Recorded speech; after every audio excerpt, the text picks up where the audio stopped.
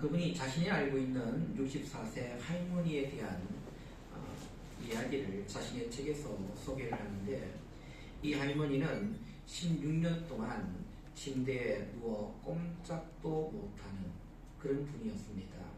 그래서 꼼짝도 못하니까 얼마나 온몸에 고통들이 심했겠습니까? 근데 이 작곡가가 자신이 그래서 이 세상에 자기가 만났던 수많은 사람들 가운데에 그렇게 감사가 넘치는 신분은 본 적이 없다고 할 정도였습니다. 그 할머니는 자신에게 허락된 하나님의 큰 축복을 감사했는데, 자신이 할 수 있는 것이라고는 딱 그밖에 없어요. 엄지손가락을 움직이는 것밖에 없다고 합니다. 그러니까 침대에 누워서 할 수 있는 것은 엄지손가락을 겨우 움직일 수 있는 것.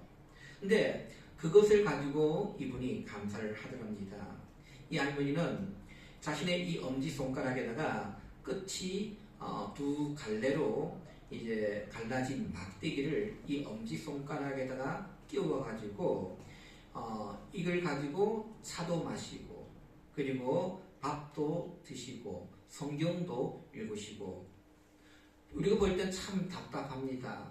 아니, 다른 거 우리 손가락을 움직여서 하면 참 될 텐데 그걸 못하니까 엄지손가락에다가 이제 막대기, 끝이 갈라진 막대기를 끼워가지고 그걸 가지고 차도 마시고, 성경도 드시고, 그리고 안경도 쓰시고.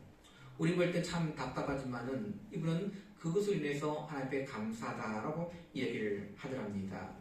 그래서 할머니, 어떻게 이렇게 감사할 수 있습니까? 라고 물었더니 이 할머니가 하시는 말씀이, 내 죄가 사여졌고 평안히 누워 있을 수 있고, 그리고 그리스도의 사랑을 받고 있고, 그저 감사밖에 없고, 나를 지켜주시는 비록 내가 불편하지만은 전적으로 내가 이것에 만족하기 때문에 감사하고, 그리고 하나님께서 나를 부르실 때는 언제든지 떠날 준비가 되어 있다라고 이렇게 고백을 하더랍니다. 여러분들, 감사나 만족은 한 번에 쉽게 되는 것은 아닙니다. 우리가 고통과 불편한 자리에 있다 할지라도, 아니면 어려운 자리에, 아니면 환경을 뚫고 나가는 그런 믿음이 없이는 우리는 익숙한 감사가 나올 수가 없는 겁니다. 여러분들, 익숙하다. 오늘 제목이 뭐냐면은 감사에 익숙하십니까? 라는 제목이에요. 감사에 익숙하십니까? 여러분들, 익숙하다는 말이 무슨 말입니까? 이 말은 어색하지 않고 몸에 배어있다는 겁니다. 몸에 배어있다. 그래서 몸에 배어있기 때문에 그냥 자연스럽게 흘러나오는 겁니다. 우리의 감사가 이렇게 매 순간마다 자연스럽게 흘러나오는 그런 감사가 우리 가운데 있느냐 하는 문제죠.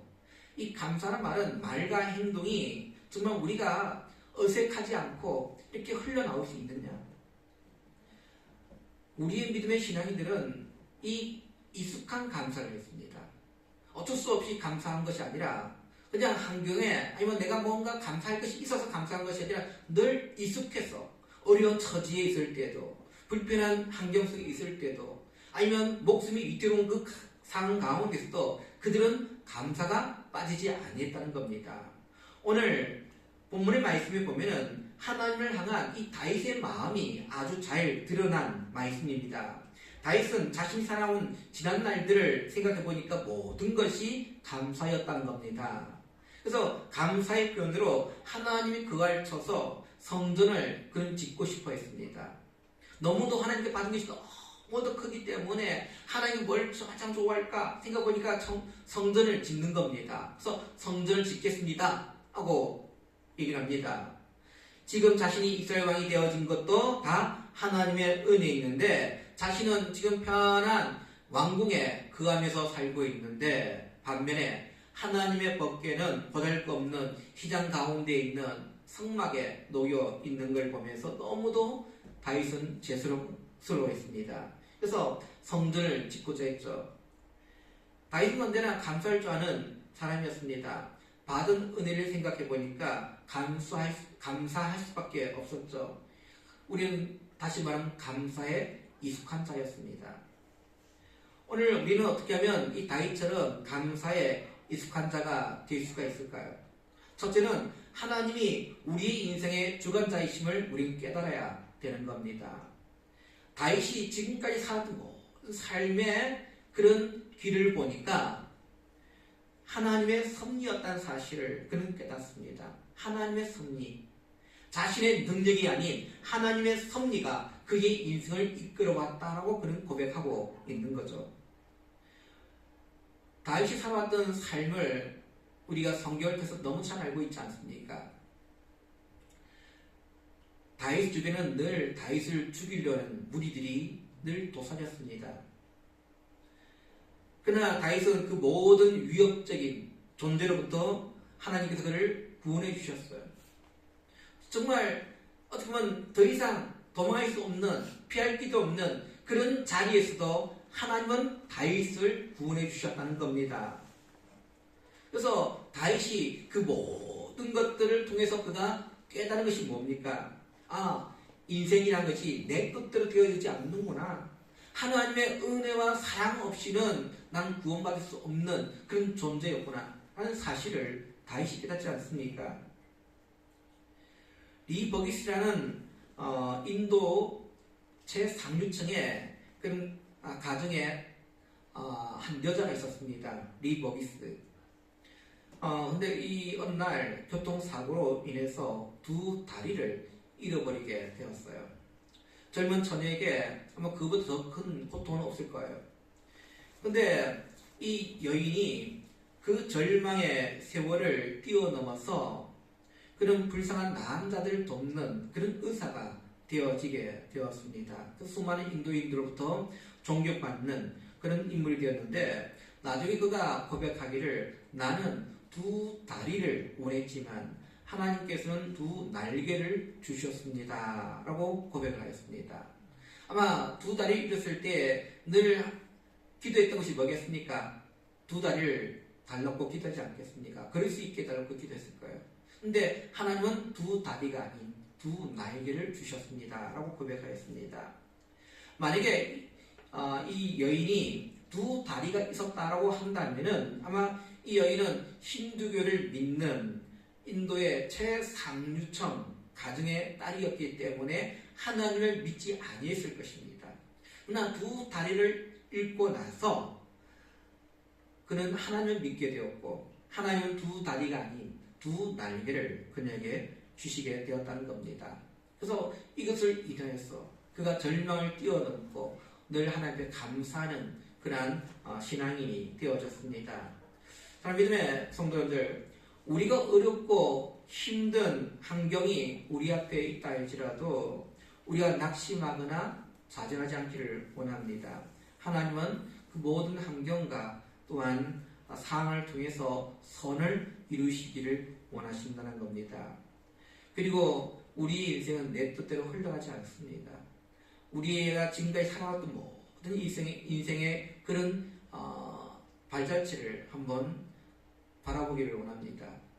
모든 게 하나님의 섭리입니다. 내가 내 길을 내가 인도해야지, 개척해야지 안 돼요. 하나님의 섭리를 통해서 우리는 지금 이 순간에 서 있다는 겁니다. 그게 앞으로도 우리의 삶을 하나님께 내어드시기를 바랍니다. 하나님, 내 삶을 하나님의 섭리 가운데 이끌어 달라고 늘 기도하시기를 바랍니다. 그럴 때 감사가 흘러나오게 되는 거예요. 두 번째로 보니까 다른 사람과 비교하지 말라는 겁니다. 지금 다윗은 성전을 건축하고 싶어요. 근데 하나님의 뜻이 그래 다윗 너도 빨리 너희 집 그렇게 좋은 집 살면서 왜 내 집은 초라하게 만들었냐? 그래 빨리 성전을 건축해라 하고 말씀하셨을까요? 아니었죠. 하나님의 뜻은 이와 달랐습니다. 그래서 나단 선지자를 하여금 하나님의 뜻이 다른 데 있음을 알게 하셨어요. 그것은 다윗이 성전을 건축한 것이 아니라 그의 아들 때에서 성전을 건축하도록 하나님께서 계획하셨습니다. 여러분들 이때에 다윗의 심정이 어떠했을까요? 다윗은 성전을 짓기 위해서 모든 제목들을 다 준비했거든요. 전쟁터에 나가서 그가 피를 흘리면서 싸워서 가져왔던 그 전리품 중에 좋은 것들은 하나님의 성전을 짓기 위해서 그가 따로 마련해왔고요.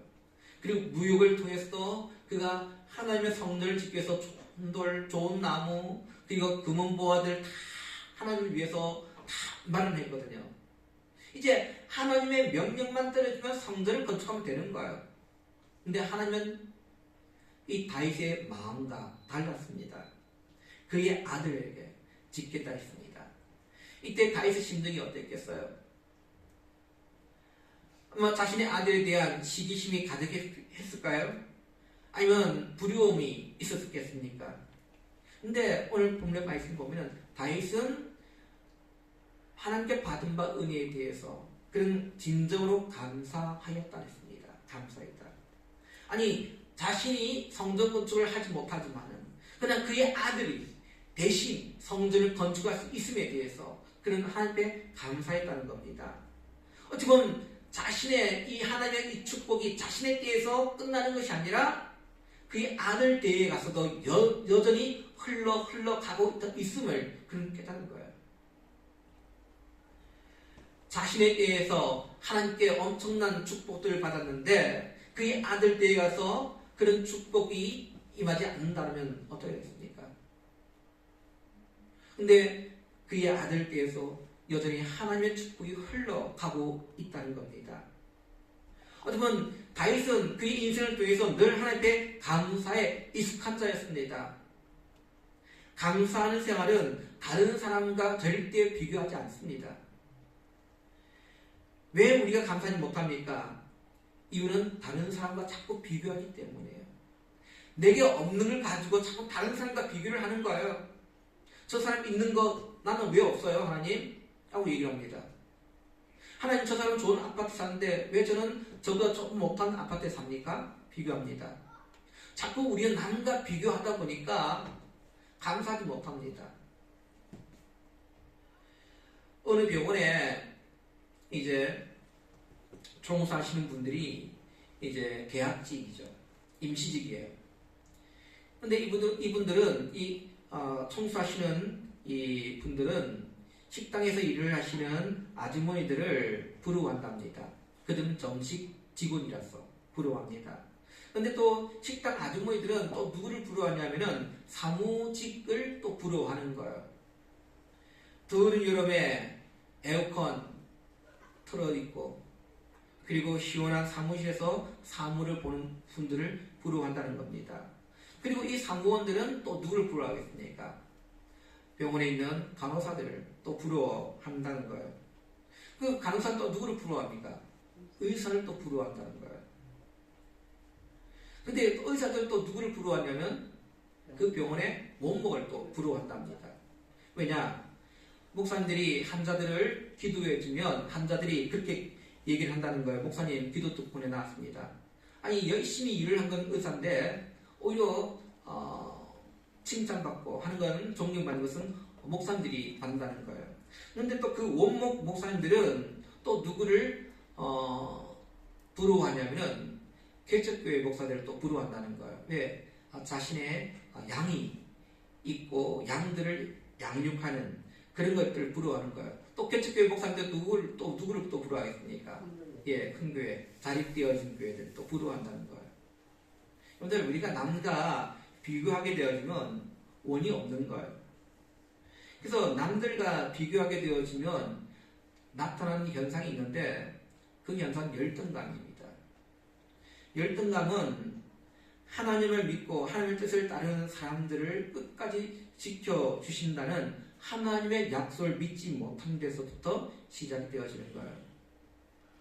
열등감. 그래서 내가 남들과 가지지 못한 것에 대해서 자꾸 열등감을 가지는 거예요. 남보다 못한 것에 대해서 자꾸 열등감을 가지게 되는 겁니다. 그런데 하나님은 하나님의 계획을 이루시기 위해서 우리 각자에게 맞는 환경들을 우리에게 주셨다는 사실을 기억해야 합니다. 그래서 우리는 그런 열등감을 가지는 것이 아니라 자족의 은혜를 우리는 경험해야 되는 거예요. 자족의 은혜. 내게 주신 것에 대해서 감사할 줄 알아야 되는 겁니다. 자족의 은혜를 우리가 잃어버리는 그 순간 우리 속에 열등감이 찾아오게 되는 거예요. 그래서 열등감이 있는 사람은 결코 감사할 수가 없는 거예요. 자족할 줄 아는 사람들은 감사가 넘치는데 열등감에 사로잡힌 사람들은 결코 감사할 수 없어요. 계속 하나님께 달라고만 합니다. 달라고만. 이미 하나님 우리가 엄청나게 많은 것들을 주셨구만은 우리는 늘 앉아서 하나님 이거 주세요. 저거 주세요. 이것만 외치고 있는 거예요. 사랑 믿음의 성도들, 우리의 다시는 남들과 비교하지 않기를 원합니다. 우리는 우리의 자리에서 하나님께서 우리에게 허락하신 것을 바라보면서 자족할 줄 아는 은혜를 우리는 지니시기를 간절히 원합니다. 그래서 세 번째로 보니까 감사 훈련을 계속 해야 됩니다. 우리 감사에 익숙하기 위해서는 훈련이 되어야 되는 거예요. 훈련이. 이게 바로 습관이에요. 습관. 여러분들 우리가 아침에 일찍이 일어나서 아침 일찍이 또한 아침형 인간들을 우리가 봅니다. 근데 이분들이 하루아침에 되었을까요? 습관이에요. 그냥 알람을 맞추지 않아도 그냥 그 시간에 자연스럽게 일어난다는 겁니다. 습관화 되어지면 내가 그런 알람에 힘을 빌리지 아니해도 그냥 저절로 일어날 수가 있는 거예요. 습관이랑 참 무섭습니다. 저도 운전을 하다 보면 이제 늘 습관화된 길만 자꾸 가요. 그래서 어떤 날은 이쪽으로 가야 되는데 늘 이쪽만 다니다 보니까 그냥 나도 모르게 가버려요. 가다 보면 이 길이 아닌데 하고 돌아서 또 내가 가고자 하는 길 갈 때가 많거든요. 그게 습관화가 무섭다는 겁니다. 근데 감사도 결국은 훈련에서 나오게 되는 거예요. 훈련에서 나올 수 있어요. 오늘 다윗은요 얼마나 많은 훈련을 받은지 모릅니다. 다윗이 왕이 되었을 때만 감사했을까요? 아니었잖아요. 그가 사울을 피해서 이리저리 도망 다닐 때도 우리가 시편의 말씀을 한번 쭉 보십시오. 시편의 전체 말씀들이 다 감사예요. 감사. 근데 그 시편의 주제에 보면 부제가 붙어 있거든요. 부제에 붙은 거 보면은 우리가 볼 때 다윗이 감사할 수 없는 상황인데 감사가 나와요. 감사할 수 없는 상황인데 아니 지금 조금만 사울이 깊이 들어오면은 영향 없이 다윗이 잡히게 되는데 그 속에서도 다윗은 하나님께 감사하고 있어요. 참 믿음의 성도들, 어려움이 있을 때도 감사하고 힘든 일이 있을 때도 감사하고 슬픈 일이 있을 때도 감사, 기쁜 일이 있을 때도 감사. 늘 우리의 삶을 통해서 늘 감사하게 되어지면 정말 우리가 어떤 상황 속에서도 하나님께 감사할 수 있는 그 익숙한 사람들이 되어준다는 사실을 꼭 기억하시기를 바랍니다. 우리가 하나님께 받은 것이 너무도 많지 않습니까? 우리가 그 받은 것에 대해서 또 우리의 삶을 통해서 우리가 변명하거나 또한 하나님 왜 나를 이렇게 두시고 계십니까? 실패, 좌절, 낙담하지 않기를 원합니다. 어떻게 보면 우리의 삶을 자꾸 핑계대고 아니 변명하는 그런 일들이 많이 일어나지 않습니까? 우리는 너무도 우리의 삶을 불평하거나 푸념하거나 낙담하는데 너무 많은 에너지를 우리는 지금 소유하고 있습니다. 그런 에너지가 아닌 하나님 앞에 감사할 수 있는 에너지가 충만하기를 간절히 바랍니다. 참 믿음의 성도들, 감사는 우리의 몸에 배어 있어야 되는 겁니다. 몸에 배어 있지 않으면 어느 순간에 우리 입술에 감사가 먼저 나오는 것이 아니라 불평, 불만이 먼저 나오게 되는 거예요. 그래서 늘 우리는 모든 일에 변명하거나 불평하거나 낙담하거나 이렇게 하기보다 먼저 감사로 시작하시기를 바랍니다. 그것이 습관화되어지고 내 몸에 배이게 되어지면 오늘 우리는 다윗 같은 그런 감사의 사람, 감사에 익숙한 사람이 될 수가 있음을 꼭 기억하시기를 간절히 바랍니다. 중국 선교를 했던 헨리 프로스트라는 분이 계시는데 그분이 감사의 능력을 이렇게 설명을 합니다. 지구로부터 슬픈 소식을 전해 들은 후 깊은 두려움의 그림자가 내 영혼을 덮게 되었다. 기도를 해도 그 두려움은 좀처럼 사라지지 아니했다. 혼자 견디어 보려고 애를 써보아도 어둠은 점점 깊어만 갔다. 그는 후에 본국에서 선교 본부에 방문하게 되었는데 그 선교 본부의 벽에 이런 글이 서 있었는데 감사를 연습하십시오란 글이었습니다. 나는 그대로 해보았다. 그러자 곧 모든 어두움의 그림자가 사라지고 다시는 나에게 되돌아오지 아니했다. 그래 시편 기자의 말이 옳았다. 하나님께 감사함이 좋으니이다. 사랑하는 믿음의 성도들, 그래요. 우리에게 시편의 기자가 감사함이, 하나님께 감사함이 좋으니이다. 우리가 어떠한 상황에 있더라도, 어둠의 그림자가 우리 가운데 음습할지라도 늘 하나님께 감사하시기를 간절히 바랍니다. 지금까지 우리 살았던 모든 삶이 다 하나님의 은혜이지 않습니까? 2023년 여러분들 엊그제 시작했거든요. 근데 눈 떠보니까 어때요? 11월 셋째 주가 되었어요. 엊그제 굉장히 더웠거든요. 근데 지금 사람들 입고 있는 옷들을 보면은 다 패딩 점퍼를 입고 있어요.